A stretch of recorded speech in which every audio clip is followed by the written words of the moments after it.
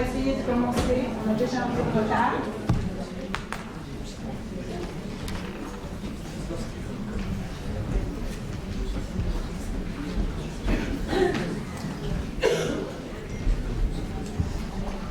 Donc, mesdames, messieurs, chers collègues, à vous tous, je souhaite la bienvenue à ce dialogue entre le professeur Jamet et le professeur Fonagy, consacré au thème de la réflexivité. C'est avec une grande émotion que je me retrouve ce soir ici à l'Institut Mutualisme Montsouris pour me prendre un instant la parole. Ému et impressionné d'introduire une conférence inédite, voire n'ayant pas peur des mots historiques. Celle-ci réunit en effet pour la première fois, je vois les signes à côté, attention ça va continuer, ça monte en puissance.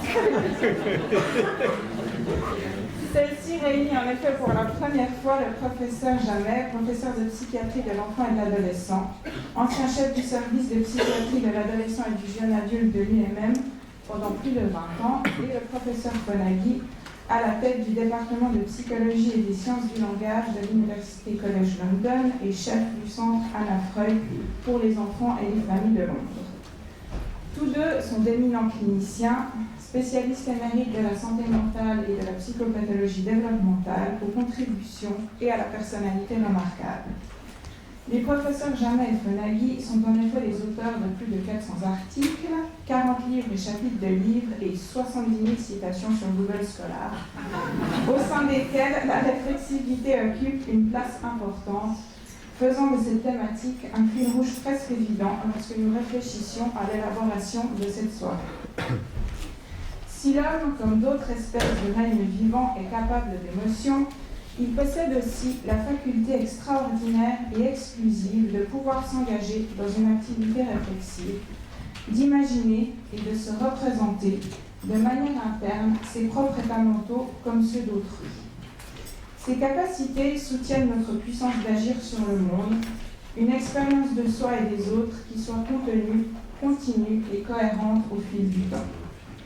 Les échanges ou la réflexivité domine, où le sujet fait l'expérience de se reconnaître dans l'esprit et le regard de l'autre, sont aussi un formidable vecteur d'éveil de la confiance en soi et une condition de l'établissement de la confiance en l'autre. Ils transforment autrui en une source de savoir fiable et pertinente, susceptible d'enrichir et de modifier l'image de soi et de l'environnement. Ainsi, la réflexivité ouvre, elle pousse à créer, à inventer et à se réinventer. A l'inverse, des capacités réflexives moindres émoussent la vision de soi, de l'autre ou du monde, elles enferment dans la vulnérabilité et peuvent condamner à une créativité du pauvre, celle de la destructivité de soi, des autres et du mien.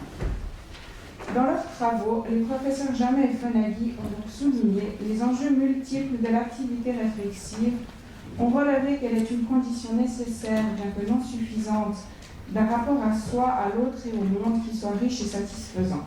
Ils ont aussi mis en évidence qu'elle est un élément clé du processus et du changement thérapeutique.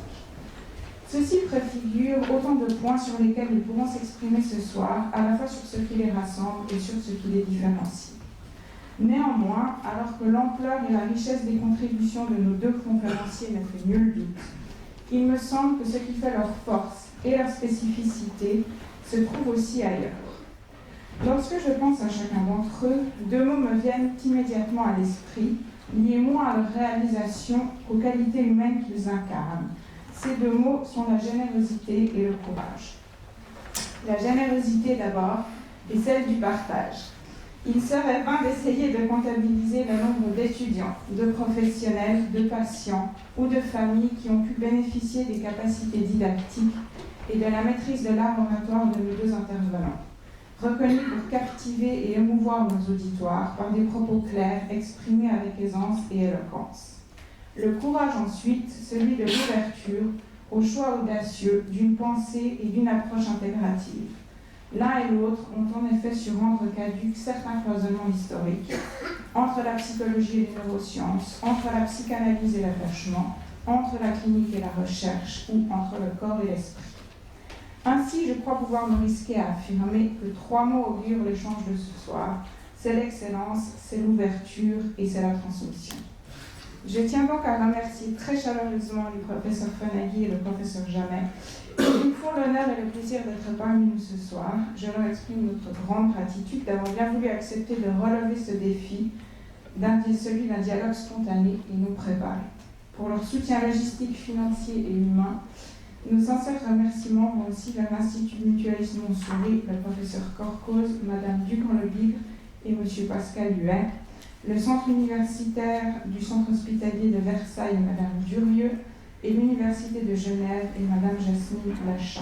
Merci à toutes et tous pour votre présence et bonne soirée.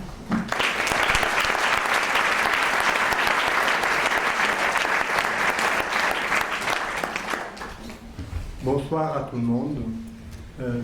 On est très heureux et aussi ému de cette occasion exceptionnelle que nous avons de rencontrer ce soir et d'assister à ce débat entre Philippe Jalmet et Peter Fonagy. Et je crois que l'émotion, on l'a tout de suite vue chez notre collègue qui ne s'est pas présenté, et l'émotion parfois peut jouer des tours. Déborah Badou, psychologue, et qui fait partie d'une aventure que nous avons depuis quelques années lancée grâce à Peter Fonagy, grâce à Martin Devanet, et tout un groupe de collègues à Versailles, à Genève et dans d'autres lieux pour développer un réseau pour les thérapies basées sur la métallisation, un réseau francophone où des collègues d'ailleurs canadiens sont présents ce soir. Dans les activités de ce réseau, il y a des activités de formation, des activités cliniques, de développement de nouvelles stratégies thérapeutiques et des activités de recherche, ces trois dimensions étant étroitement liées. Et donc aujourd'hui, nous avons eu une journée dédiée à la recherche dans le domaine de la mentalisation. Nous avons pu écouter des projets passionnants dans lesquels ce concept de mentalisation, de réflexivité joue un rôle particulier. Donc l'occasion de ce soir est une occasion importante pour notre réseau et je pense pour tous les cliniciens qui bénéficient des années de l'expérience de grands cliniciens et chercheurs. Donc je vous remercie à tous d'être là ce soir et on va lancer ce débat dans lequel on va lancer des questions, lancer des demandes à nos deux intervenants en alternance, moi-même Mario Speranza, professeur de psychiatrie de l'enfant, et Martin Devanet, professeur de psychologie du développement à l'Université de Genève. Merci. Bonsoir à tous. Sans plus attendre, nous allons lancer le débat autour des contributions et avec le fil rouge de la fonction réflexive, de la réflexivité de nos deux conférenciers. Cette idée de soirée est venue entre Mario et moi pour vraiment pouvoir vous interroger autour de ce que vous avez appris au cours de votre trajectoire à la fois clinique et aussi de recherche. Et comme première question, et je vais m'adresser à Peter Fonagy en premier, mais c'est une question pour les deux conférenciers. Finalement, qu'est-ce que vous retenez de ce parcours, en particulier de l'élément de la réflexivité? Comment est-ce que vous êtes entré en contact avec cet élément? Quelle valeur a-t-il aujourd'hui à vos yeux et aussi quel futur a cette notion de réflexivité pour vous? Alors je vais laisser Peter réfléchir un petit moment pour vous dire que je vais traduire la réponse de Peter Fonagy.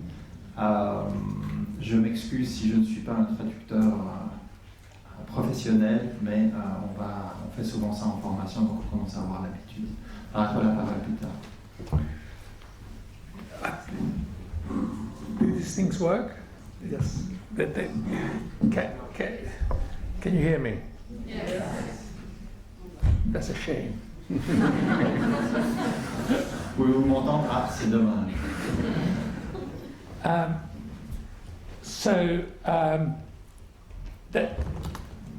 There's research and there's clinical work. In clinical work, you accumulate knowledge. In research, you accumulate ignorance. Il y a la recherche et la clinique. En clinique, on accumule le savoir, et en recherche, on accumule l'ignorance. So for me, as I became a psychoanalyst, was more and more experienced, I knew more and more about my patients. And it wasn't until I started working with another young psychoanalyst who you probably know, George Moran. Do you remember George Moran? No. Premier échec.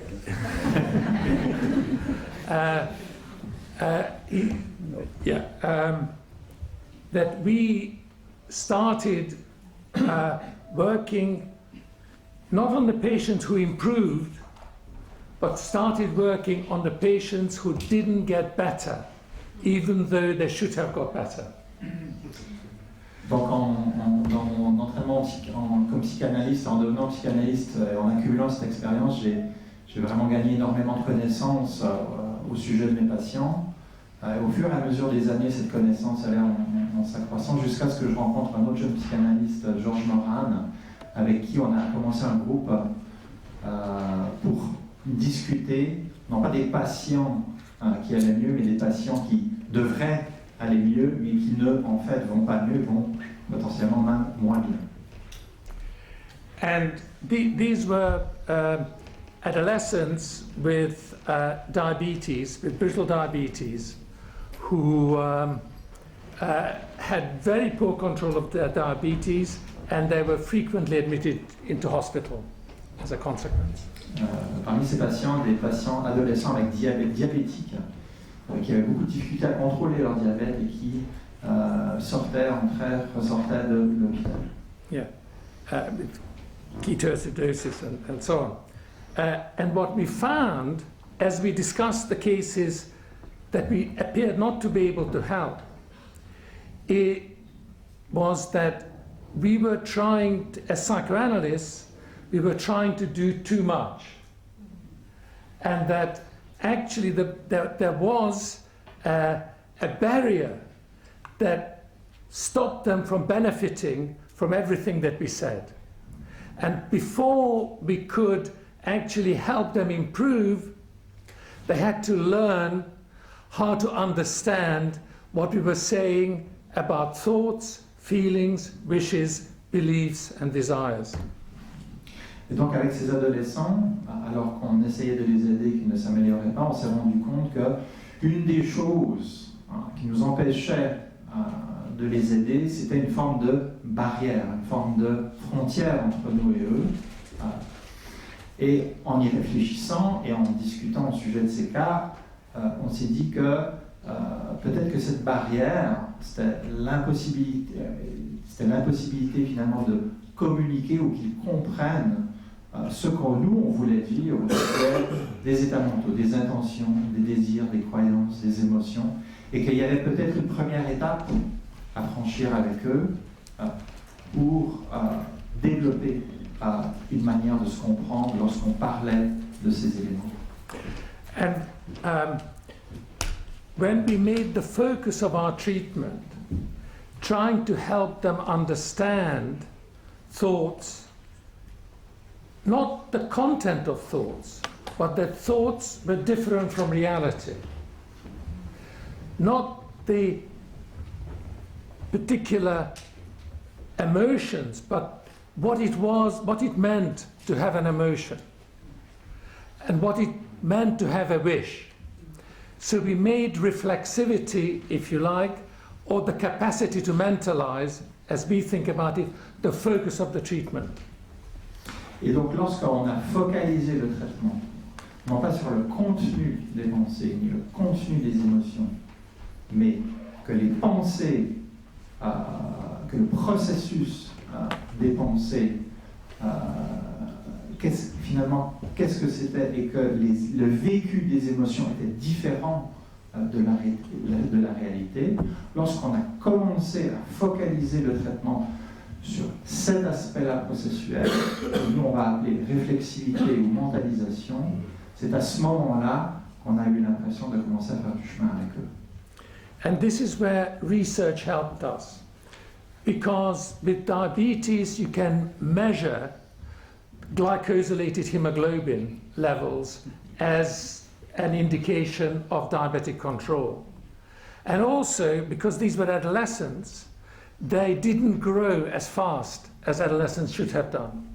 So we could actually show the impact of our work in terms of improved diabetic control and also them returning to the rate of growth that they should have achieved by that age.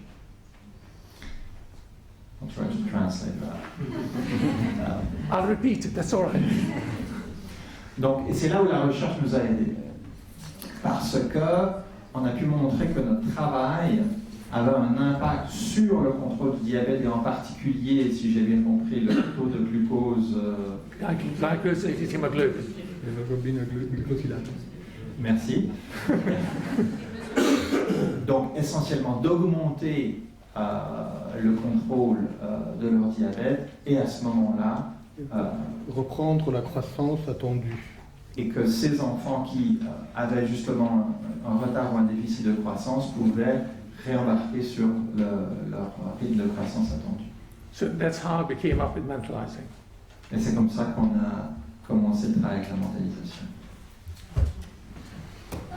Ah bah écoutez, non, je suis ravi. Il ne pourrait pas y avoir meilleur début pour moi. Ça ne m'étonne pas parce que j'ai toujours... On ne s'est pas rencontrés très souvent, mais j'ai toujours eu un très très grand plaisir à vous rencontrer, notamment à Londres, dans le centre, et à plusieurs occasions de congrès. Puis nous nous sommes un peu perdus de vue. Et alors votre cheminement, là, me ravit, parce que je pense au fond exactement la même chose. Mais qu'est-ce qui fait qu'ils croient à ce que vous leur dites? Les patients, quand vous leur expliquez comment ça va, pourquoi, etc., pourquoi ils vous croient? C'est là quand même le grand problème pour moi. C'est celui de la croyance. Et la croyance est une émotion. On n'a jamais pu faire croire par des raisonnements logiques. C'est que tout d'un coup, ah ben oui, ça me parle. Ah ben ça, ah ben là. C'est-à-dire ça va rassembler la complexité de la vie et lui donner un sens dont nous nous sentons partenaires, c'est-à-dire où on retrouve un rôle actif.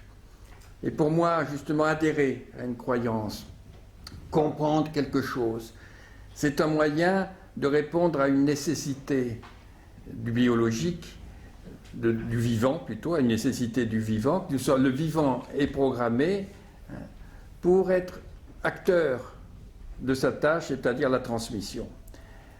Et ça rejoint la notion de Damasio, enfin notion qui ne lui appartient pas, qui était Claude Bernard, de l'homéostasie, mais qui est assez parlante. La vie, c'est l'homéostasie, c'est-à-dire on est programmé pour rétablir un équilibre. Et on a deux moyens de rétablir un équilibre, alors notamment en psychiatrie, qui est là un miroir grossissant, très remarquable. On a deux moyens de rétablir un équilibre quand on se sent impuissant, c'est l'acte ou la croyance. Et la croyance est pour moi un acte. Je pense que ce qui se passe avec le terrorisme en est une illustration, mais nous le voyons aussi avec justement les patients. Et pour moi, la psychiatrie, j'avais été assez tenté par la philosophie dans ma jeunesse, mais ça a tenu à peu de choses. Et puis finalement, je suis allé sur la médecine. Et je ne le regrette pas, parce que je pense que mon expérience de psychiatre et le recul d'une cinquantaine d'années maintenant, me dit que c'est une expérience, c'est une leçon de vie extraordinaire où vont se jouer tout cela, mais d'une manière, disons, plus riche, plus caricaturale que dans d'autres domaines, compte tenu de la diversité des moyens d'expression des patients quand ils ont des troubles, mais qui se ramènent tous à quoi? C'est une réponse à l'impuissance, les troubles psychiatriques. Et on y viendra peut-être par la suite. Moi, je suis de plus en plus persuadé que ce n'est pas des maladies, les troubles psychiatriques. D'ailleurs, maintenant, je me dis qu'il faudrait le rapprocher de la toxicomanie. Ce sont des conduites adaptatives. qui ne sont pas folles, parce que quand les sujets commencent leurs troubles, ils se sentent moins mal. Parce qu'ils redeviennent acteurs. Et tout le problème de tous ces troubles psychiatriques, c'est qu'ils deviennent acteurs, mais en coupant le lien avec l'environnement. Ils deviennent acteurs par la maîtrise et pas par l'échange. Et au bout d'un moment, ils ne peuvent plus se nourrir de tout cela. Et donc, ce qui est pathogène, c'est que comme pour la drogue, c'est pas d'être soulagé parce qu'on prend de la drogue et d'avoir du plaisir. C'est que très rapidement, on va chercher la drogue, non pas pour avoir du plaisir, mais pour ne pas être mal. Et que ce qui fait la maladie, c'est le degré de contrainte. Eh bien, pour les troubles psychiatriques, c'est pareil. D'avoir des TOC, d'avoir une phobie, ça va dépendre de la place que ça va occuper. Et en soi, au moment où ça apparaît, ça a toujours une fonction, au fond, d'apaisement. Parce qu'ils répondent activement. Mais cette fonction va les couper des autres, de ce qui est le fond de la vie, c'est-à-dire la transmission, va les enfermer, et c'est ça qui est pathogène, parce qu'ils vont s'enfermer dans des comportements qui deviennent à ce moment-là destructeurs, à des degrés divers. Donc moi, je pense que... Alors, qu'est-ce qui fait qu'en effet, quand ils comprennent le sens les diabétiques, de ce que vous leur donnez, eh bien que je pense qu'en effet, c'est ça l'articulation de ce qu'on appelle le psychique, et le biologique et le chimique. Il n'y a pas de vie sans chimie. Il n'y a pas un psychique qui soit indépendant de la chimie. Hein. Mais le psychique, on le confond avec le relationnel. Et c'est le relationnel, c'est-à-dire ce qui fait la vie. Le fondement même de la vie, c'est la rencontre. La vie, c'est un échange, la première cellule avec l'environnement. Au fond, la vie, pour moi, c'est la rencontre entre un génome et un environnement, et on n'a choisi ni l'un ni l'autre. Et après, notamment à l'adolescence, on nous dit « mais sois toi-même ». Ben oui, d'accord, mais qui c'est moi? Je n'ai rien choisi de ce que je suis. Alors, vous voyez, ça va être là aussi la grande question. Est-ce que je me sens être ce que m'ont légué mes parents? Mais pourquoi je vais y être? Je vais me sentir être ce qu'ils m'ont légué parce que j'ai confiance. Ou pourquoi je vais me révolter? Mais parce que j'ai peur et n'ai plus confiance. Et je me dis que les choses sont relativement simples, que la vie, ça se joue entre deux émotions, pas seulement pour les êtres humains, mais les êtres humains voient la réflexivité qui va complexifier les choses. Mais la vie se joue simplement entre deux émotions basiques qui sont la peur et la confiance. Et tout le reste suit. La sexualité, la nourriture, la tendresse, tout ça, ça va reposer sur deux bases. Est-ce que j'ai peur? Est-ce que je suis dans la confiance? Si je suis dans la confiance, eh bien je suis dans la vie parce que j'échange. Mais, au risque de la déception. Parce que le propre de la vie et de la confiance, c'est que ça ne se maîtrise pas, puisque vous allez dépendre de la réponse de l'autre. Et qu'en médecine, ça va jouer massivement la façon dont on répond, on s'impose comme ça, c'est moi qui suis là, c'est moi qui ai la vérité, vous devez m'écouter, ah ben oui d'accord, mais faut-il que j'ai confiance? Bon. Et sinon, malgré tout sinon il va y avoir immédiatement des mécanismes de reprise de pouvoir. Et comment on reprend le pouvoir? Il n'y a qu'un moyen d'être sûr, c'est la destruction du lien. Entre parenthèses, si vous voulez être sûr du résultat d'un examen, il n'y a qu'une solution, c'est de ne pas le passer. C'est la seule façon. Là, vous êtes sûr. Non, mais c'est, je pense, très très profondément au cœur de la destructivité humaine, c'est le seul moyen de se retrouver maître. Et le suicide, pour moi, est un acte de vie, le terrorisme est un acte de vie, les scarifications, c'est un acte de vie, parce qu'on redevient acteur, et que c'est ça qui donne l'énergie de faire quelque chose, qui en fait va nous conduire à la destruction, y compris la nôtre. Mais en ayant le sentiment d'agir, et ce n'est pas du masochisme, alors c'est là où il y a, pour moi, une formation psychanalytique qui m'a beaucoup apporté, mais qui, je pense, a besoin d'être mise en cause aussi, cette psychanalyse, c'est que les notions comme le masochisme, enfin, etc., c'est la pulsion de mort. Non, la vie, c'est pas la mort, c'est la transmission. La mort, c'est une invention humaine. Bon, j'ai un peu débordé, mais c'est pour mettre le cadre et pour me resituer par rapport Donc, Philippe, tu as évoqué que la vie, c'est la rencontre. Oui. Tu as évoqué ces deux émotions, la peur et la confiance. Dans tout ce que, dans ton parcours de psychothérapeute, qu'est-ce que tu as donc compris comme le processus de changement qui permet à quelqu'un d'évoluer d'une situation de contrainte à quelque chose qui est une ouverture? C'est bien parce que tout d'un coup, il retrouve des raisons d'espérer, c'est avoir un minimum d'envie et de plaisir. Parce qu'il y a une appétence. On rouvre quelque chose, et l'appétence, c'est l'échange. C'est ce qui nous porte vers autrui, et non pas non plus, c'est tout. Il y a une appétence. Ah, et ça change. Ah ben oui, ça, j'ai envie. Ah ben oui, ça me plaît. Et là, bon, ça va. Mais, voilà, au risque de la déception. Et la déception, elle est proportionnelle à l'attente. Ceux qui attendent peu ont l'avantage de peu risquer d'être déçus. Ils n'ont peut-être pas une vie folichonne, mais enfin, après tout, bon, c'est de la pression, mais enfin bon, vous voyez. Et on voit comment, même intellectuellement, on utilise, et en France tout particulièrement, l'activité réflexive, justement, au sujet de la maîtrise, et en particulier du risque, en effet, de ne pas pouvoir contrôler les autres, notre vie. Donc voilà, et tout je dirais, le pessimisme philosophique est un processus, je m'amuse un petit peu, enfin, petit bourgeois, de s'assurer un avenir pépère, voilà, sans déception. On ira tous dans notre petit cimetière, voilà, il n'y a rien à espérer, pas de confiance, vous savez, l'amour ça dure 2 ans, n'espérez rien. Et on a des sectes, on a des groupes, et tout le temps dans l'humanité, qui se sont nourris de cette idée, ne vivez pas, n'ayez pas de plaisir, rien n'a de valeur. Et alors, moi je crois parce qu'ils pensent qu'ils sont plus forts que la mort. Et que justement, quand la mort arrivera, il leur dira « mais je l'ai prévu depuis longtemps, moi. » Mais seulement ils mourront comme les autres, en n'ayant pas eu de plaisir et en ayant emmerdé les autres. Bon. Mais je pense, vous voulez, que c'est un mécanisme profondément antidépresseur.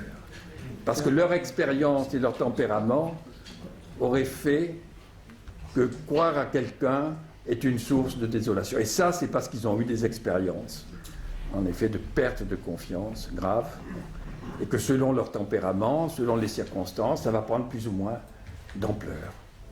Mais ce n'est pas irréversible. Et c'est là où ne montre, et je m'arrête, c'est là où, moi, ce qui m'a beaucoup apporté, plus, je dirais, même si je comprends bien le sens ceux qui ne vont pas, parce que ça pousse pour aller plus loin, pour chercher pourquoi ils ne vont pas, mais la possibilité d'aller mieux, voilà. Et le renversement. Et moi, ce qui m'a le plus aidé, c'est d'avoir encore beaucoup de contacts avec des patients que j'ai soignés il y a 50 ans. Bon, mais je ne les ai pas soignés 50 ans. Hein. Et ils sont souvent encore, certains sont suivis, jamais plus de 10 ans. Mais on garde. Là encore cet après-midi, j'avais quelqu'un, bon voilà, qui soignait dans les années 70 au téléphone, bon, qui est un grand délire, etc., qui est grand-mère maintenant.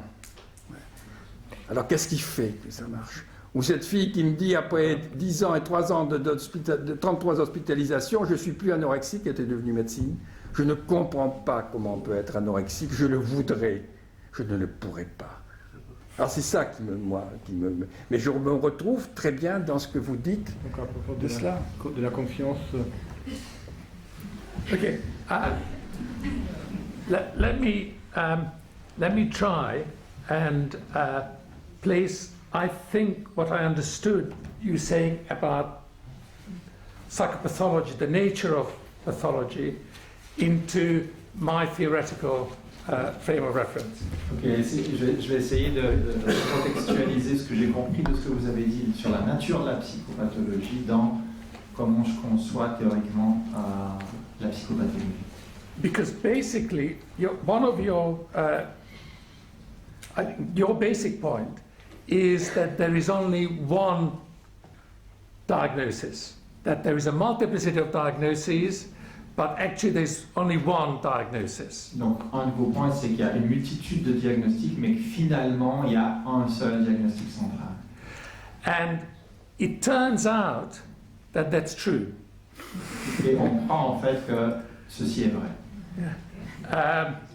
That we and in the last 4 years, a number of us have done very large studies. We've done a study of 23,000 children aged 11 to 14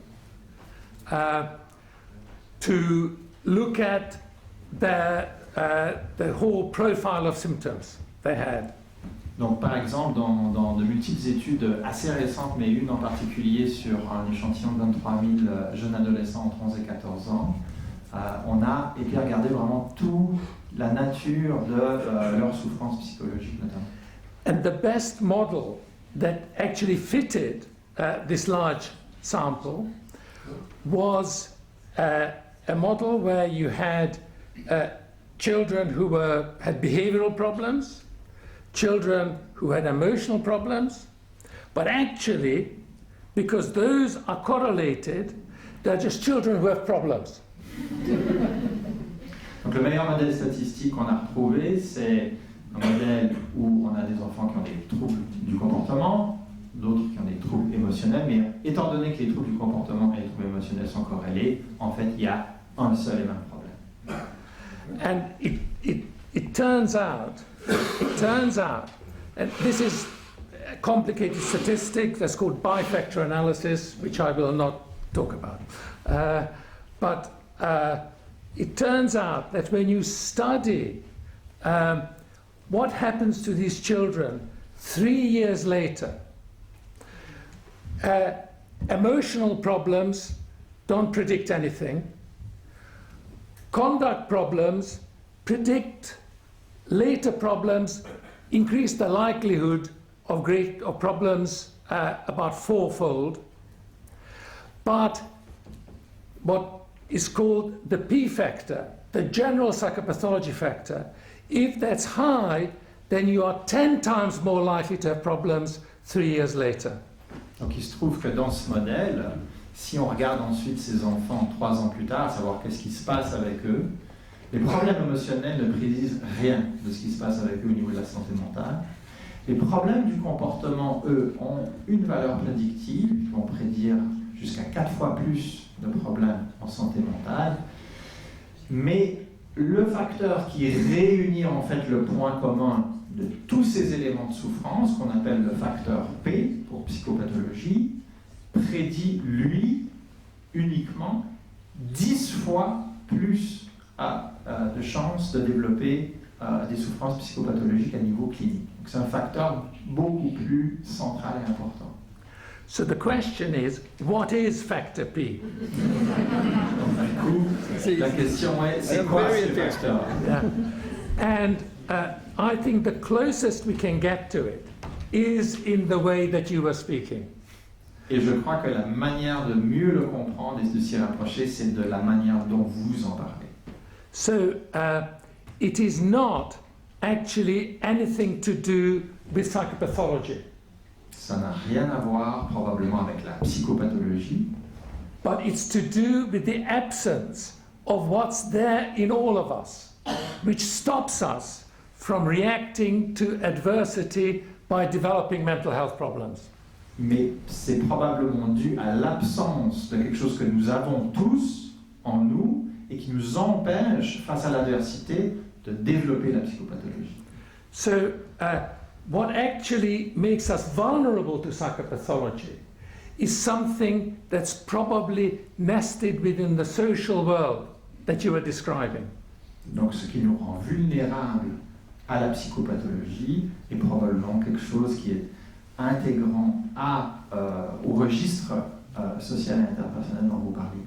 And it is, I think, linked to one of your 2 main pillars of mental health, which is trust, interpersonal trust. Et je crois que c'est lié plus particulièrement à un de vos 2 piliers, la confiance, en particulier la confiance intrapérsonnelle. And this is the trust in others, the trust in the social world around me. Now, why is this so important? It's because something that's happened probably about 75,000 years ago. Et pourquoi est-ce que ceci est si important? On croit que ça a à voir avec quelque chose qui s'est passé il y a environ 75 000 ans. It may have been 100 or 50. Peut-être 100 000, peut-être 50. But the enormously important things that happened, that we as human beings became the first species that transmitted information from one generation to the other, not through our genes, not through by who could survive, but through communication. Ce qui s'est passé à ce moment-là, c'est qu'on est devenu la première espèce qui transmettait de l'information aux prochaines générations, non pas seulement par la sélection type darwinienne, mais par une sélection basée sur la transmission du savoir par la communication au travers notamment de la culture. So we became learning and teaching machines. We learn and we teach. Dès lors, nous devenons des organismes d'enseignement et d'apprentissage. But this requires one important thing, and this is where I come back to your model. It requires that we trust the person that we are learning from. Mais ce mécanisme, et là je reviens à un élément central de votre modèle, un prérequis central, c'est que nous fassions confiance à la personne qui est en train de nous enseigner.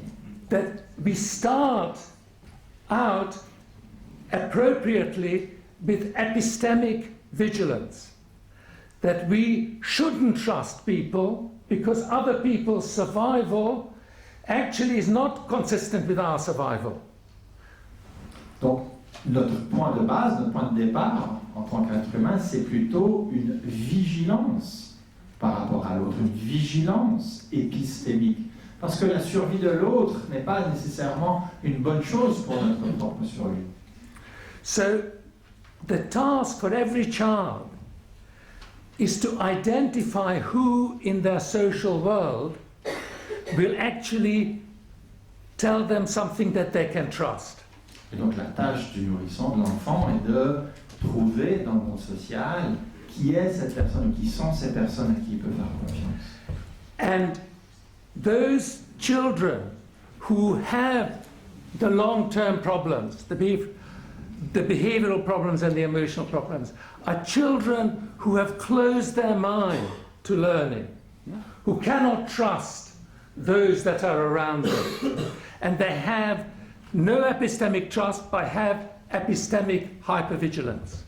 Et donc ceux de ces enfants qui ont des problèmes à long terme au niveau et comportemental et émotionnel sont ceux qui ont fermé leur esprit à l'autre, à apprendre de l'autre, dans une espèce d'hypervigilance épistémique. Over to you. Oui, ça me fait très plaisir, parce que ça me conforte. Hein, c'est ça. Dire, mais oui, tiens, c'est chouette, je me retrouve, donc je me sens confortable. Bon, mais voilà, mais je pense qu'effectivement, il y a, voilà, c'est cet ordre-là. Mais alors après, c'est comment on va pouvoir, chez ceux qui sont fragiles, comment recréer de la confiance. Et que là, ça implique aussi beaucoup de choses pour nous-mêmes et pour la conduite du traitement. Et par exemple, maintenant, rétrospectivement, ce que je regrette, c'est d'avoir fonctionné de manière peut-être trop médicale. C'est-à-dire, vous venez me voir, c'est que ça ne va pas. Donc, on fait la liste de tout, vous en parlez, la liste de tout ce qui ne va pas.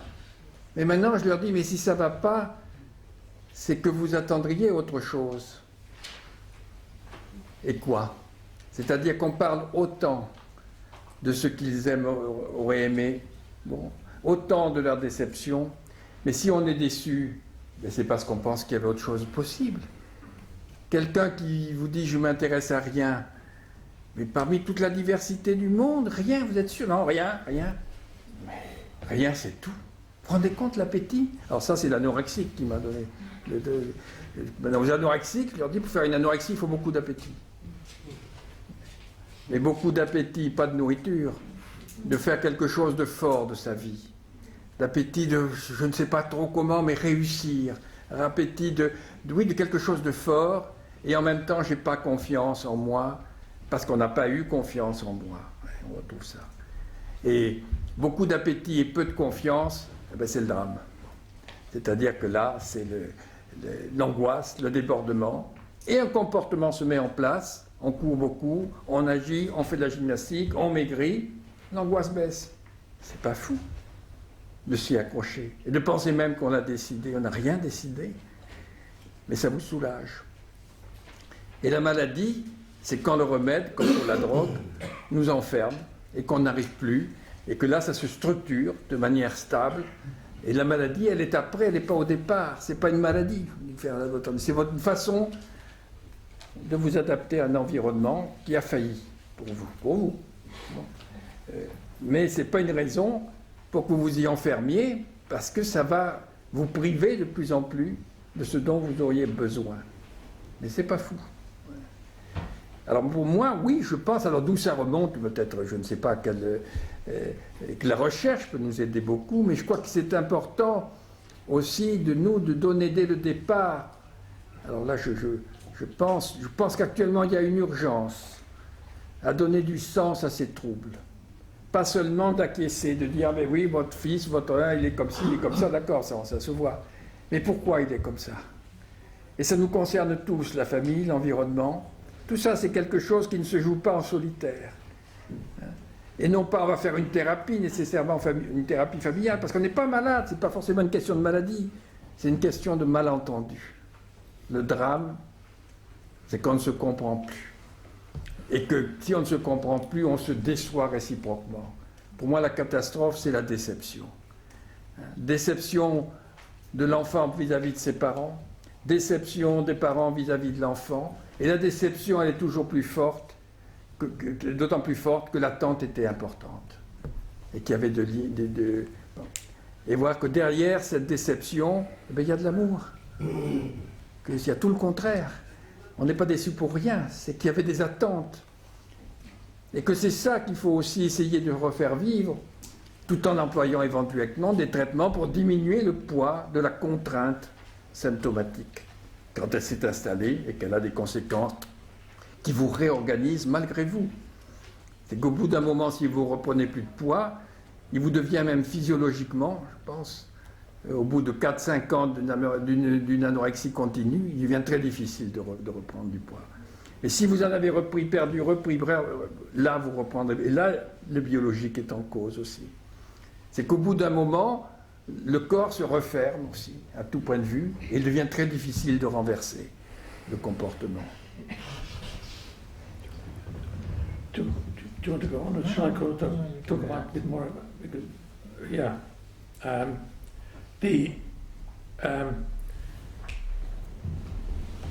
with our anorexic patients,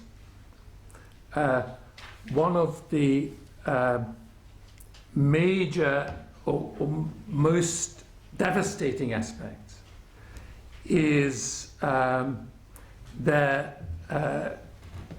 terrible sense of isolation and the fact that they feel no one understands them. Avec nos patients anorexiques, un des aspects les plus dévastateurs, vraiment ce sentiment d'isolation et que personne ne les comprend. They, obviously, as they lose weight, they increasingly become incapable of processing the signals that would make them feel that they belong to a community. Et plus ils perdent du poids, plus ils vont développer une difficulté à traiter les signaux qui montrent en fait qu'ils appartiennent à une communauté. So, what is it that makes you feel that you belong to a community? C'est quoi alors qui fait en sorte qu'on sent qu'on appartient à une communauté? What is it that makes you feel that you can trust the information that you receive from someone else about you? Donc c'est quoi qui fait en sorte qu'on peut avoir confiance dans l'information que quelqu'un d'autre nous donne à notre propre sujet?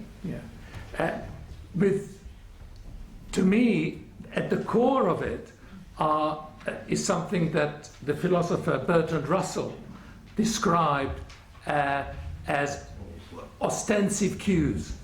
Et pour moi, au centre de cette question se trouve ce que Bertrand Russell avait évoqué autour des signes de communication ostensive. Yeah, and that in babies it's really simple. Chez le bébé, c'est assez simple. You can just mimic them, or smile at them, or speak in motherese. On fait des mimiques, on les imite, on rit, on rentre dans un échange qui respecte les tours, on parle bébé. But a baby will respond to you with trust if you are responding to them in a contingent way. Et donc la confiance chez le bébé va être acquise plus on répond de manière contingente à leurs signes, à leurs éprouvés. With adults, it's a little bit more difficult. Avec les adultes, ça devient plus compliqué. But if an adult feels recognized as an agent, as a person, Si un adulte, par contre, se sent reconnu comme sujet, they will open their mind. They will develop trust about what you tell them. ils vont du coup ouvrir leur esprit aux informations que vous leur communiquez. They will use their social situation to learn about themselves. Ils vont davantage utiliser le milieu social pour apprendre au sujet d'eux-mêmes. But the tragedy is that in the patients, the anorexic patients, or indeed most of the other patients that have chronic and severe problems that I see, they are incapable of feeling that they are recognized. No matter how hard I try, they do not pick up that I understand them. Mais la tragédie, du coup, c'est chez les anorexiques, mais aussi toute une série de patients très chroniques. Ce qui est dramatique, c'est que, ô combien j'essaie effectivement de communiquer de cette manière, ils sont dans une incapacité, dans une impossibilité de recevoir ce que j'essaie de leur offrir. Oui, mais cette incapacité, elle est portée là aussi par la force des émotions, et en particulier par le fait que plus ils sont en détresse, plus d'un certain côté ils attendent une réponse des autres, plus ils vivent cette attente de l'autre comme le cheval de Troie à l'intérieur d'eux-mêmes. Comme si le besoin qu'ils avaient des autres était personnalisé. Alors là, il y a quelques livres publiés, enfin je vous invite à lire aussi le cas de ce livre publié de Nicole Desportes, comment j'ai vaincu l'anorexie, et où elle parle justement de parce qu'elle a eu ses 15 ans, ici on l'a vu arriver à 15-16 ans, 15 ans de suivi, 8 années d'hospitalisation, accompagnées aussi de choses un peu atypiques, là qu'on pourrait dire, puisqu'elle s'est décollé les deux rétines à coups de poing sur les yeux, c'est le cas que j'ai vu, défoncer le visage, scarifier le corps, voilà, et qui a publié ce livre-là, il y a peu de temps, Voyage jusqu'au bout de la vie, dans une écriture extraordinaire, vraiment extraordinaire, une capacité de décrire les deux filles qu'elle a en elle aussi. Là, j'aurais pu donner un extrait. Ces deux filles qui est celle qui veut tout, veut réussir, et puis l'autre qui est toute l'inverse. Et comment ces deux-là? Et ça, c'est à partir de ce que moi j'appelle une émotion, c'est que c'est le besoin qu'on a de l'autre qui donne à l'autre un pouvoir sur nous qui devient insupportable. Et une des patientes aussi, ça aurait pu être là d'ailleurs, parce que maintenant elle est psychiatre, et qui, bien, mais qui a encore quelques difficultés, on est consciente, et qui a pu dire, parce qu'elle ne voulait pas pour la énième fois être hospitalisée, je lui ai dit, moi je la vois plus, si ce n'est ponctuellement, parce qu'on garde un contact de confiance, je pense. Elle est suivie par ailleurs aussi. Mais elle ne voulait plus revenir dans une chambre d'hôpital. Donc je l'envoie dans une clinique où il y a de la balnéothérapie. Et là, coup d'appel, un appel à 11h du soir. On m'a mis dans la piscine l'après-midi. Je n'ai jamais éprouvé un plaisir comme ça. J'ai cru mourir, je pars immédiatement. Voilà. Et ce n'est pas la seule. Et elle me dit, quand on en a reparlé, mais ça sentait... Il y avait cette piscine, l'eau était chaude, il y avait des odeurs... Bon, et je me suis senti une angoisse de dépersonnaliser, me dissoudre dans l'eau. Et le pire, c'est quand je suis sorti du bain et que la thérapeute m'a enveloppé, enfin celle qui s'occupait d'elle, la kinésie, m'a enveloppé dans un peignoir chaud. Jamais, jamais de ma vie, j'ai éprouvé un plaisir semblable. Et là, j'ai dit, je ne peux plus, je vais mourir. C'est cette erreur, c'est qu'à un moment, le besoin de l'autre, c'est ça qui est terrible, le besoin de l'autre est vécu comme une menace sur notre identité. Et c'est ça qui, à ce moment-là, devient tragique. Et ça se rejoue beaucoup dans la perversion, actuellement. On a tout fait d'essayer de tout faire tomber sur le dos des pervers comme ça, comme s'ils devenaient comme ça. Personne ne choisit d'être pervers. Hein. Après, on peut s'organiser. Mais au départ, je pense que ceux qui font subir, c'est-à-dire faire peur pour avoir une relation sexuelle, c'est l'enfant qui en eux, qui a peur de s'abandonner. C'est-à-dire qu'il y a là quelque chose, voyez, en miroir, c'est que plus qu'une émotion est forte, eh bien plus elle nous rend tributaires de l'autre. Et en particulier les émotions positives. Et le négatif, le refus, là, c'est comme pour la phobie, ça les protège d'une attirance possible. Et plus l'attirance est là, potentielle, eh bien plus ils vont s'accrocher à cette... Et c'est... Alors on peut arriver à le comprendre. Voilà. S'ils peuvent métacommuniquer, élaborer là-dessus, mais avant de pouvoir le faire, ben voilà, qu'est-ce qui fait qu'à un moment donné, on peut avoir moins peur et accepter tout d'un coup de s'abandonner. Mais on le voit progresser là aussi. Et ça va se retrouver aussi tout à fait dans les relations sexuelles. Comment, à un moment donné, notamment pour les anorexiques, pouvoir être au contact de tout ce qu'elles ont. Elles ont tellement envie de ce contact corporel que c'est un facteur de dépersonnalisation. Alors, on peut en parler, on en parle, ça aide, mais ça n'enlève pas, immédiatement en tout cas, tout le poids des peurs. Et cependant, là, mon expérience de ceux qui vont mieux me montre que rien n'est irréversible. Ça, j'en suis certain. Et qu'on peut arriver à reprendre avec des particularités, peut-être des secondaires, enfin, mais que c'est pas, et que ça peut mettre un temps.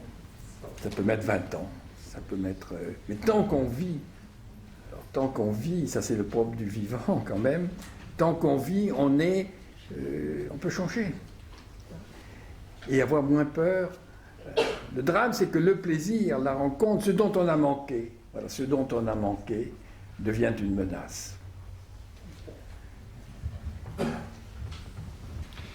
On va... après cette dernière question, vous passez la parole pour que vous puissiez aussi poser vos questions. J'ai envie peut-être de poser une dernière question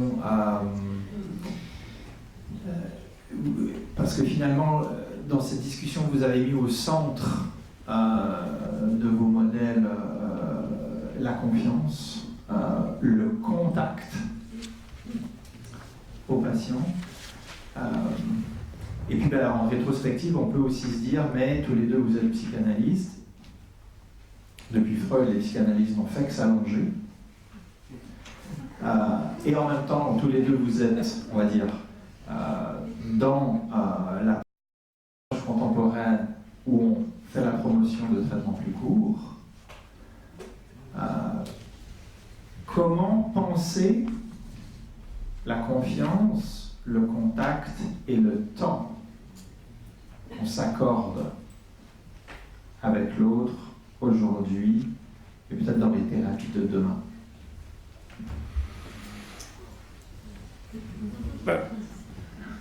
Shall I start or Philip?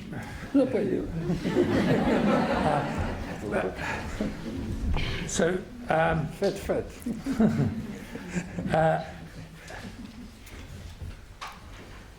for me, the journey has been a journey of humility. I started out thinking that what I thought was important. And it took me a good 25 years to discover that it wasn't. Donc moi, ma trajectoire a été une trajectoire progressive d'humilité. J'ai commencé ma carrière en pensant que ce que je pensais était important. Ça m'a pris à peu près 25 ans de découvrir que c'était pas vrai. I thought that it really that my patients improved because I had knowledge and wisdom that I gave them, and they used that knowledge outside and they got better. Je pensais effectivement que mes patients s'amélioraient parce que j'avais des connaissances et de la sagesse que je leur transmettais et qu'ils pouvaient ensuite utiliser à l'extérieur, et c'est pour ça qu'ils allaient mieux. But as I went on, as I had met a lot of other clinicians with lots of different kinds of wisdom, and that all their patients improved. Mais là, j'ai fait la rencontre de plein d'autres cliniciens avec des connaissances, des approches complètement différentes, et leurs patients aussi s'amélioraient. And then I realized there are 1,246 different schools of psychotherapy. J'ai soudainement compté qu'il y avait 1246 écoles de psychothérapie. And are all those people have bits of wisdom that is really important for the patients that they're with? Est-ce que c'est ces 1246 parties de savoir qui sont très importantes pour nos patients? So perhaps the important thing doesn't happen in the consulting room.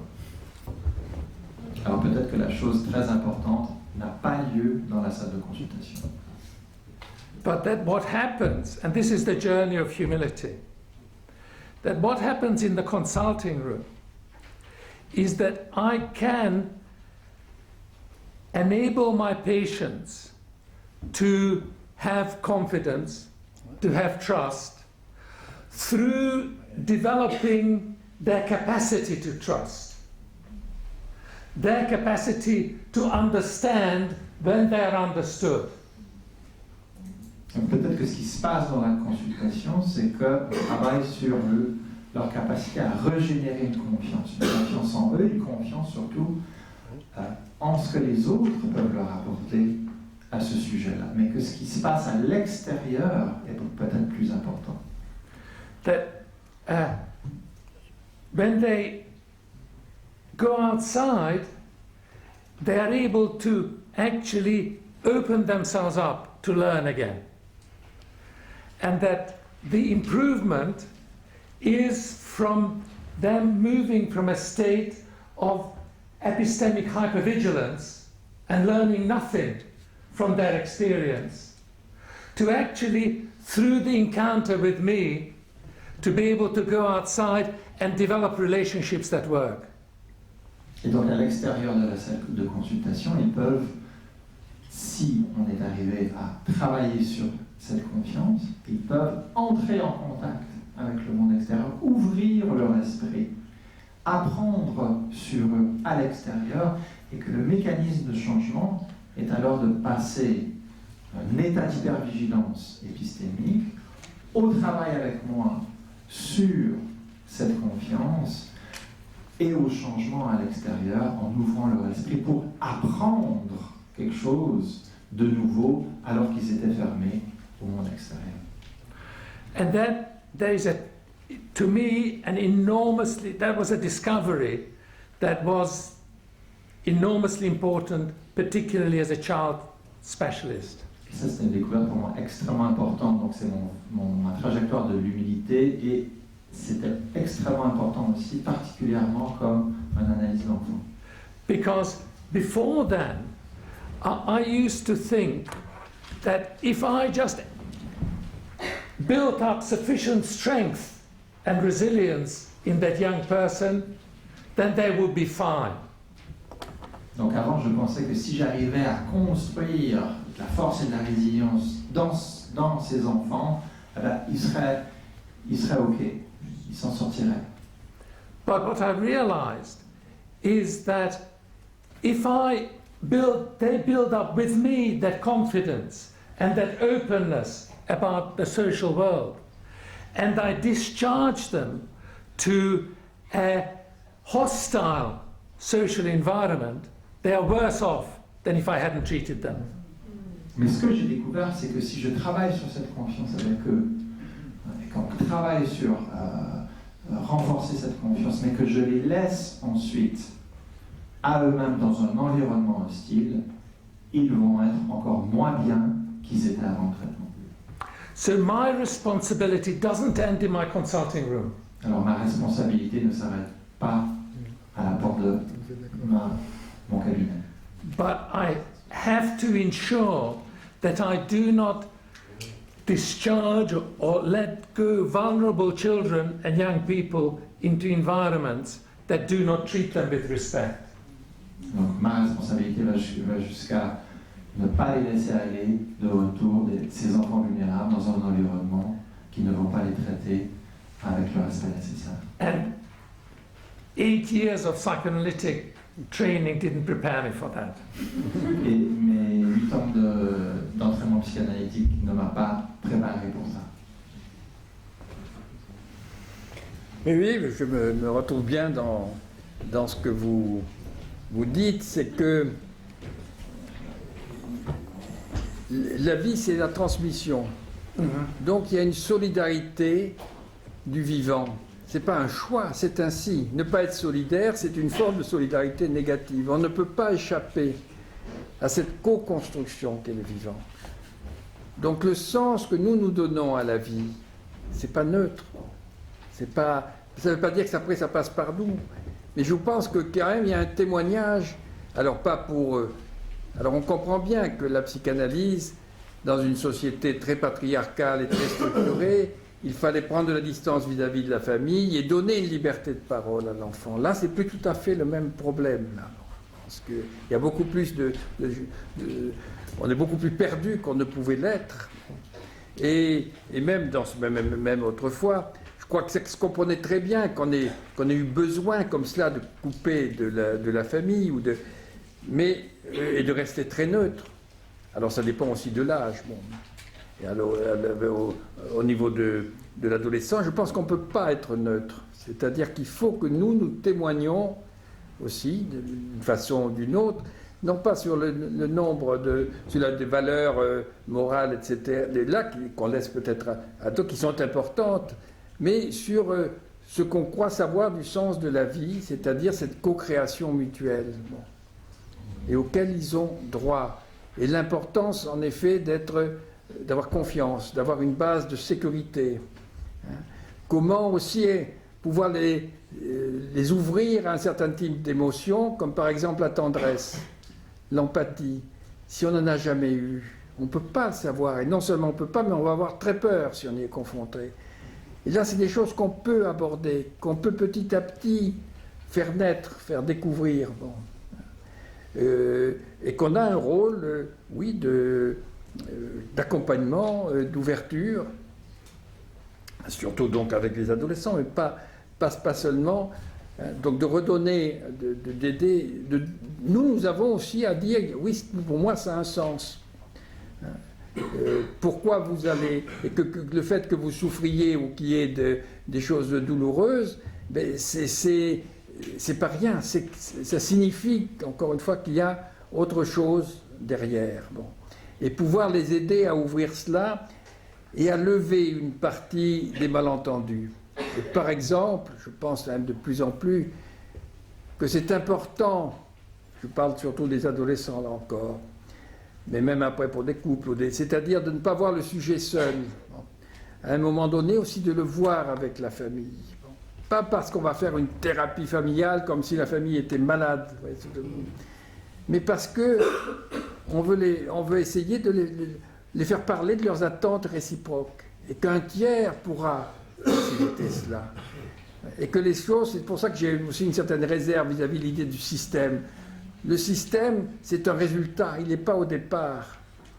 Au départ, personne n'a besoin que quelqu'un aille mal pour aller bien. Mais ça peut devenir un moyen de canaliser. Et là, dans le groupe, on peut quelquefois, dans des entretiens un peu atypiques, en passant plus centrés sur la rencontre, qui peut durer 2 heures, quelquefois, d'arriver à faire parler les uns des autres, leurs attentes réciproques.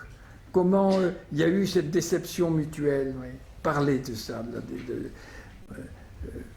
Et puis après, faire un accompagnement qui peut prendre, c'est-à-dire que maintenant, je pense qu'on est dans une situation où on peut bénéficier des approches différentes et nous se réapproprier comme des outils. Il n'y a pas une finalité en soi de l'approche. Bon, il y a eu quand même presque une idéologie de la psychanalyse qui peut d'ailleurs concerner des gens qui vont pas trop mal, mais pour les autres, on est obligé d'avoir, je crois, une rencontre et où ce qui se passe pour l'enfant ou même pour un des membres concerne l'ensemble parce qu'on a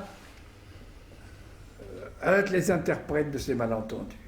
Et on peut le prononcer comme ça, c'est-à-dire qu'il nous faut nous métacommuniquer sur ce qu'on veut faire et non plus rester comme ça, passif, qu'est-ce que on attend. Donc voilà ce que moi je voudrais vous dire.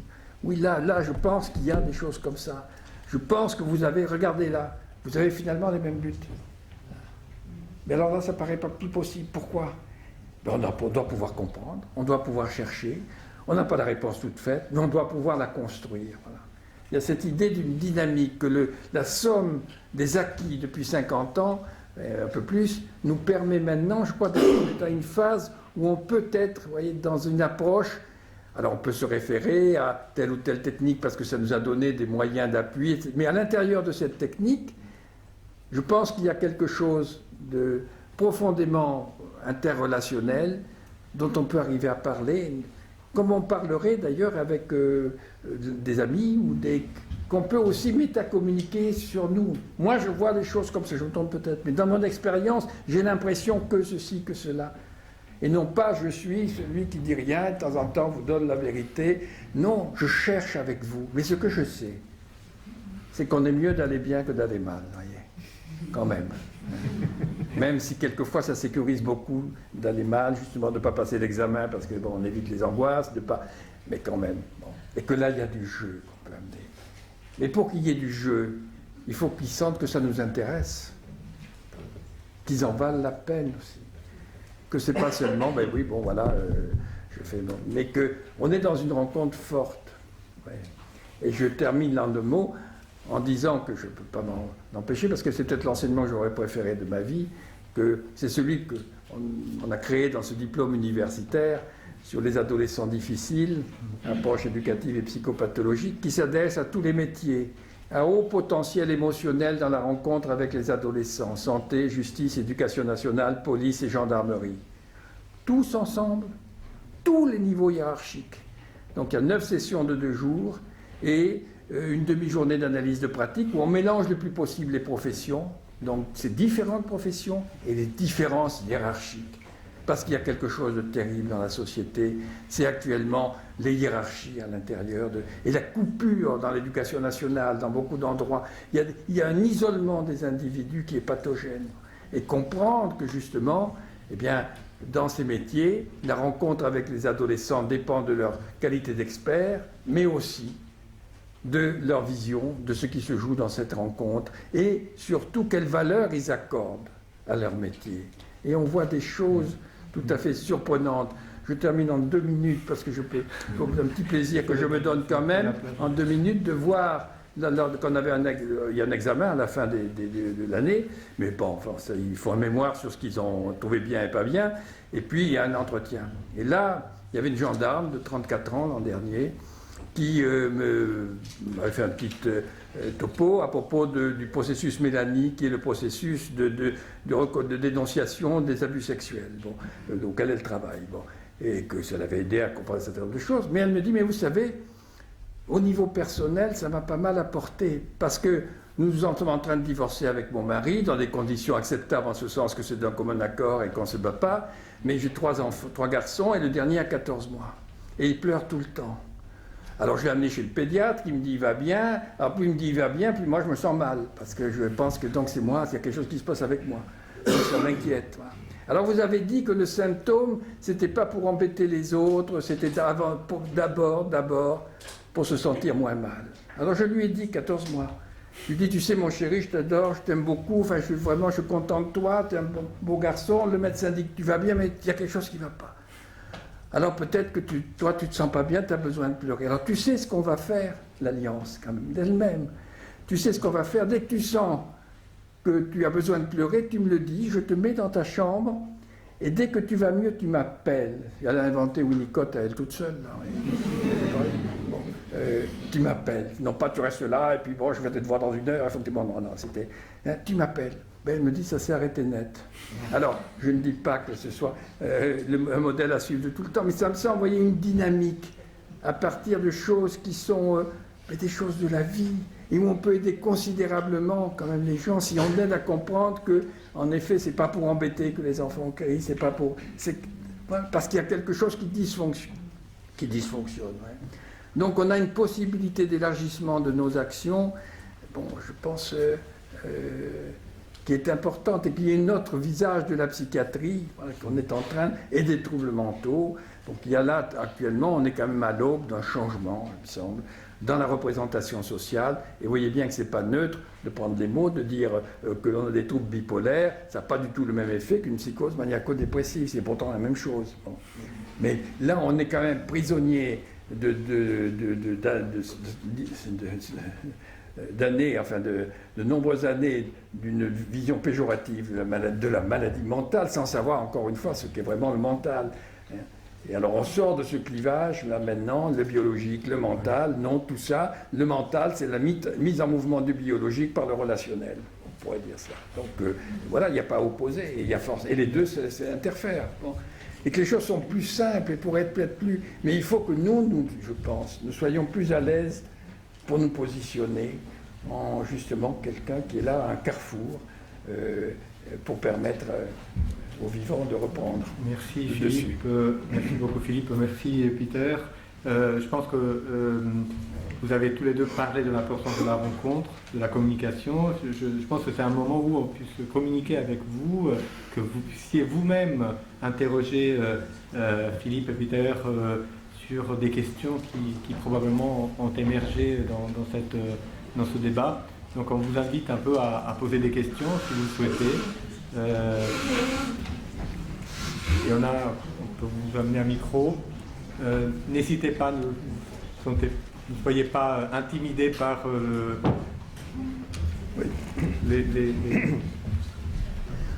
le temps que vous vous présentiez, dès que nous sommes quand même, rappelons-nous, nous sommes des générateurs d'ambiance et des générateurs de valeurs.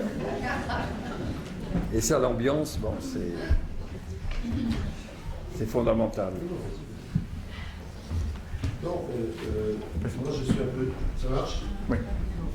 Je suis un peu déçu parce que j'attendais 2 conférences sur la réflexivité. Et alors, la réflexivité. Alors, moi je suis familier de la pensée de Philippe, beaucoup plus malheureusement que la vôtre. Malheureusement quand même, ambigu. Malheureusement, c'est pas si c'est...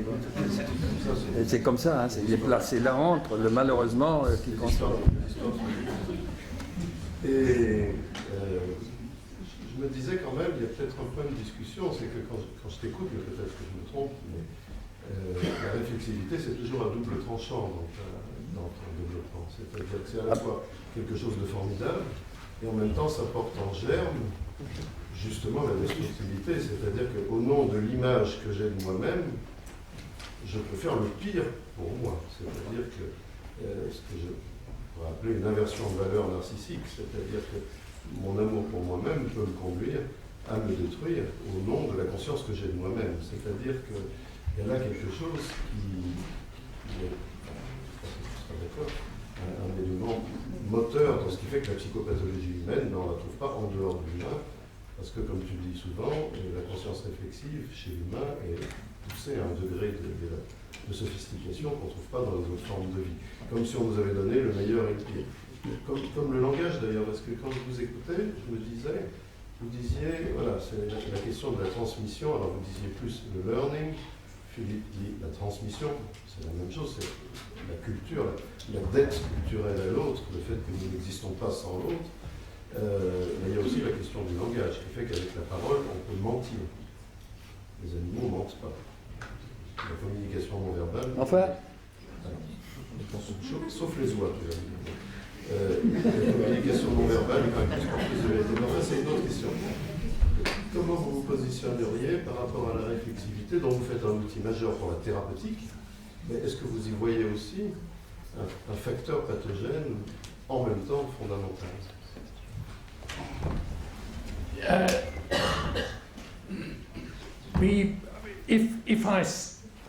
I don't want to oversimplify things. Je ne veux pas sursimplifier. But if we, for the moment, we equate reflexivity with mentalizing, just for the moment.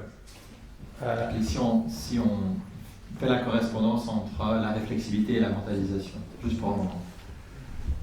The capacity to mentalize is basically the understanding that one human being has of the actions, observed actions of the other in terms of mental states. Et donc la capacité à mentaliser, la capacité que le sujet a de comprendre les comportements, les actions d'autrui en termes d'état de pensée, d'état mentaux. We had to, 75,000 years ago, develop this capacity in order to learn who we could trust and who we couldn't trust. Donc l'idée c'est qu'il y a 75 000 ans, on a dû apprendre cette capacité, cultiver cette capacité pour identifier à qui on pouvait avoir confiance et à qui on ne pouvait pas avoir confiance. And for this capacity to evolve, I have to imagine what you are thinking, feeling, believing, desiring. Et pour cultiver cette capacité, je dois imaginer ce que vous êtes en train de penser, en train de sentir, en train de imaginer aussi. And for that to make sense, I have to imagine myself. I have to develop self-consciousness so I can try and put myself in your position. Et pour faire ça, je dois créer une forme de conscience de moi-même pour essayer de me mettre dans vos chaussures. Imagination, the capacity for imagination, appears to have evolved at the same time 75,000 years ago. We started doing cave drawings and such like, or had images of objects that were half human, half lion that we made. Et donc on remarque aussi qu'il y a 75 000 ans, la capacité à imaginer fait vraiment son entrée dans notre histoire au travers des dessins dans les cavernes, des dessins qui représentent des bêtes mi-homme, mi-animales. So, reflexivity or imagination of the other mind is linked to imagining my own mind. And that is where problem starts. Donc l'imagination de l'esprit de l'autre est liée à l'imagination de mon propre esprit, et c'est là où les problèmes commencent. Zebras do not get ulcers. Les zèbres ne développent pas des ulcères. Even though they live a very, very stressful life. Par contre, vous serez d'accord qu'ils vivent une vie très stressante. Because they do not have the imagination of the awful things that can happen to a zebra when it's exposed to lions. Ils n'ont pas la capacité d'imagination et d'imaginer ce qui se passe aux zèbres lorsqu'ils rencontrent les lions. So reflexivity is both an imagination, is both the solution to transmission and the primary problem that we face. Donc la réflexivité est à la fois la solution et le problème primaire de ce So you agree. Vous êtes d'accord? C'est embêtant, hein, vous êtes d'accord sur tout. Oui, oui. Mais comment on peut atténuer le problème, voilà. Et pas seulement par le débat intellectuel. Ça va être l'ambiance qu'on va créer qui va favoriser aussi les choses.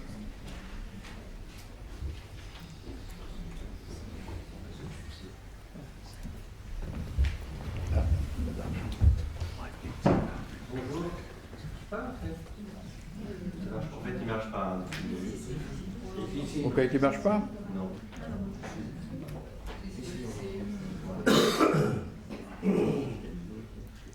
Parce qu'il est... Bon, je parle quand même dedans, mais... Ça marche, là, c'est d'accord. Ça marche. Je m'appelle Laurent Lutier, je suis psychologue et je suis très intéressé et heureux de vous entendre parler de mettre la confiance au centre de la psychothérapie.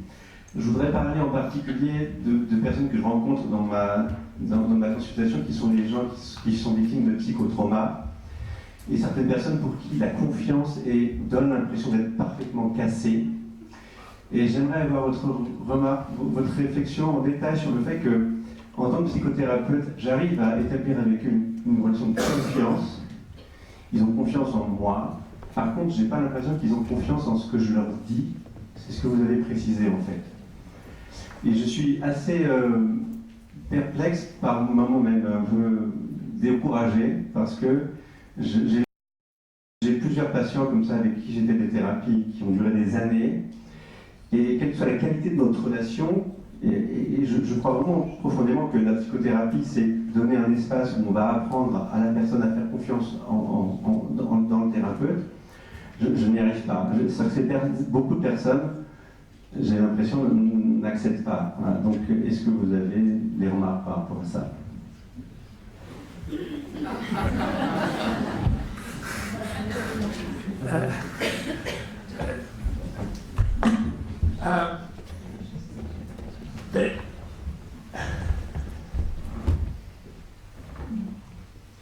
A traumatized patient can hear, but they're not listening. Donc, un patient traumatisé entend mais n'écoute pas, ou écoute mais n'entend pas. So, I'm not sure. Okay. So my traumatized patients, they come, they can repeat everything that I've said brilliantly. They go back to the world and they behave exactly the same way as they did when they came in. Donc mes patients traumatisés viennent, vont répéter exactement de manière brillante tout ce qu'on s'est dit, mais vont retourner à leur environnement et il n'y a absolument rien qui aura changé. Okay. This is the absence of epistemic trust. Pour nous, c'est le symptôme de l'absence de confiance épistémique. So they are able to understand everything that I say, but actually it's not internalized. Doesn't become part of the person. It doesn't become part of culture. It's not transmitted. Donc ils comprennent tout, mais c'est pas internalisé. Ça ne rentre pas dans la culture. Et donc Qu'est-ce qu'il faut faire? Okay, what do you do? Qu'est-ce qu'on fait alors? You do the MBT training. Vous faites la formation à la mentalisation. You have to reprioritize your therapeutic aim. So that actually, and this I think you totally agreed about that therapy becomes a co-construction. Il faut réactualiser, reprioriser vos cibles thérapeutiques pour que au centre revienne cette dimension où là on est d'accord, c'est la co-construction. So in our experience, the trauma itself is not necessarily the significant thing. The fact that the trauma was experienced when the mind felt alone is the critical thing. Donc pour nous, le trauma n'est pas le point critique, c'est que le trauma a eu lieu au moment où l'esprit se vivait comme étant isolé, seul. And it's really being able for one mind to be able to join another mind is the critical step towards recovery. Donc un esprit puisse du coup faire l'expérience de rejoindre un autre esprit est pour nous la clé, la première étape essentielle. Yeah. Now, how you do this, I could do a role play and I could show it. Je pourrais faire un jeu de rôle pour essayer de l'illustrer, mais but I mean, these guys are actually doing the training. But what I can say in terms of our outcomes, that with extremely traumatized patients, we get recovery rates of 60, 70 or 80%. Mais dans notre expérience, refocaliser les priorités là-dessus nous amène un succès autour des 60, 70 ou 80% avec ces patients sévèrement polytraumatisés. Yeah. So, and that's because it's not because I'm a brilliant therapist. I can absolutely assure you, I'm as useless as I was at the beginning. Et ça, c'est pas parce que je suis un bon thérapeute. Je suis aussi mauvais que j'étais au tout début. But what I discovered was that therapy itself was a power relationship. Mais ce que j'ai découvert, c'est que la thérapie était en fait une relation avec un enjeu de pouvoir. And that with traumatized patients would always perceive me as in a hierarchy superior. Et les patients traumatisés vont toujours me percevoir comme étant hiérarchiquement supérieur. And I had to reconfigure the therapeutic situation so that they saw me just a little bit below where they were. Je dois essayer de reconfigurer la relation thérapeutique pour que eux me voient juste un petit peu en dessous. And then they could listen to me. Et c'est à ce moment-là qu'ils commencent à écouter. Je voudrais simplement rajouter qu'il y a quand même, on peut penser des phénomènes de catatonie émotionnelle, comme il y a la catatonie motrice de la schizophrénie, et où là, il y a au niveau de l'appareil du haut du cerveau des blocages qui peuvent être mobilisés par le relationnel, mais qu'on peut essayer aussi, la stimulation intracrânienne et autres, pour des choses comme ça. Il est possible qu'en effet, parce qu'il y a que c'est pas un travail psychique qui les bloque, c'est quelque chose où les circuits sont... Alors, c'est pas définitif, on peut par le relationnel, mais peut-être aussi, je pense que par les voies intracrâniennes, on peut recréer un certain nombre de communications qui sont coupées. Et je crois que on a survalorisé un peu le travail psychique dans tout le système défensif qu'on a développé. C'est beaucoup moins psychique qu'on le croit. Il y a des automatismes là très fondés sur des réactions, je dirais, des communications des neurones une sorte de catatonie qui font que ça passe plus dans certains endroits. Bon.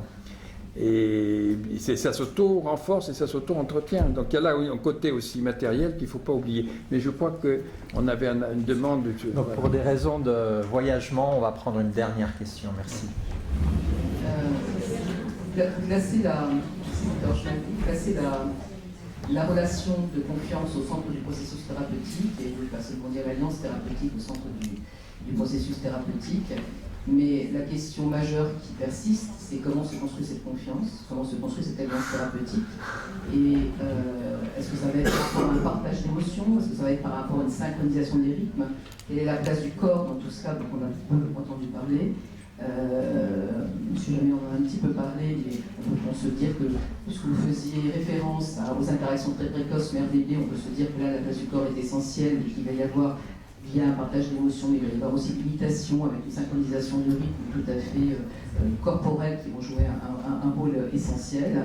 Et ça, c'est des questions qui sont fondamentales parce que sinon on dépasse juste le problème par rapport à la confiance. I'm just going to spell that in English because I have to be sure to be understood. So, did you understand what I said in French? I think I did. But let me test it. Mais je crois que oui, mais laissez-moi le tester.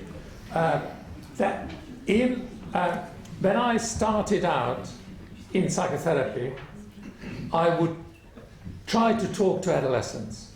Quand j'ai commencé en psychothérapie, j'essayais de parler avec les adolescents. And I started out working with violent young men. Was what I did mostly. Et la clientèle, c'était surtout des jeunes hommes extrêmement violents. And I did very badly. Et j'étais très mauvais. I think I do better now. Je crois que je suis un peu mieux maintenant. But I never have them, or very rarely have them, in the consulting room. Mais en fait, je les vois très peu dans ma salle de consultation. We go walking together. On va marcher ensemble. Okay. If I was younger, I would go running with them. Si j'étais plus jeune, probablement que j'irais faire un footing avec eux. But it's pathetic. Malheureusement, là aussi, je suis pathétique. Yeah. Je vais rajouter le aussi.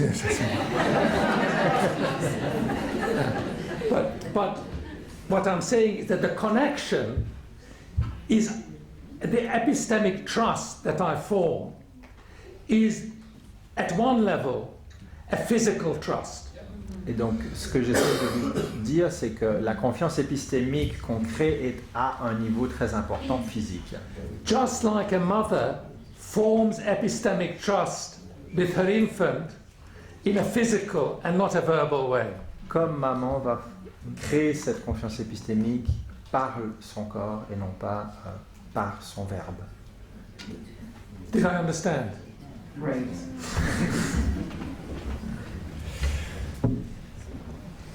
Mario? Je crois qu'on est obligé de s'arrêter. Et donc, nous aimerions remercier donc, nos deux conférenciers, Philippe Jamet et Peter Konagi, pour leur